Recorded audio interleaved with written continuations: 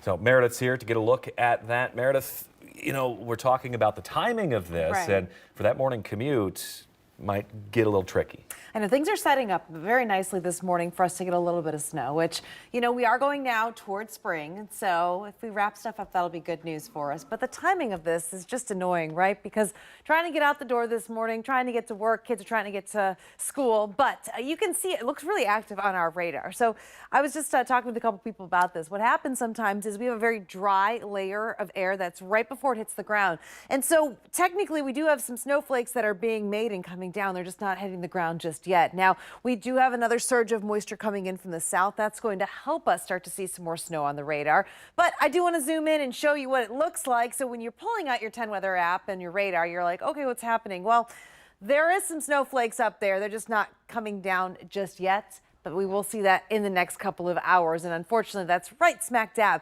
in the middle of your commute. So when all is said and done, we're not looking at a lot of snow this morning, by the way.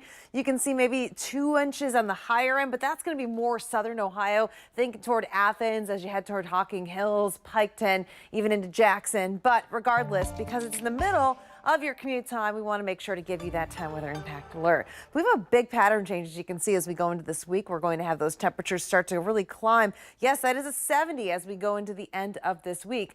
But for the bus stop forecast today, it is going to be a chilly one. So yes, we'll have some of that snow this morning, but by this afternoon, the sun will come out and those temperatures will be only topping out in the upper 30s.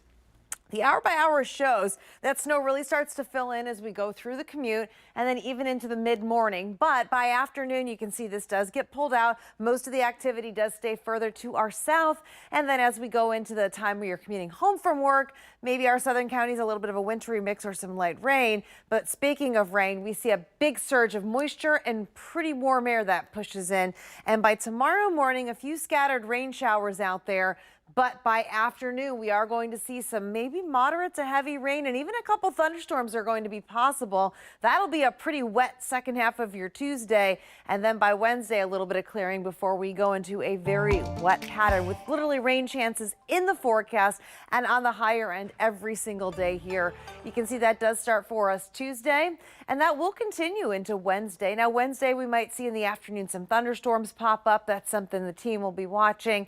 Still pretty early with a lot of this, but one thing is certain, we are going to have daily chances of rain. Friday does look to be the lightest chance, maybe even a peak of sun here and there, but then by Saturday and Sunday, it does look like that unsettled pattern will be right back into our forecast. So we are certainly going to start to feel a lot more like spring very quickly, but that's also going to come with chances of rain. And if we get some pretty good amounts, especially with the ground in some spots still having that frozen category there, we might be seeing a little bit of localized flooding. So we're watching it. We're going to talk more about that all morning.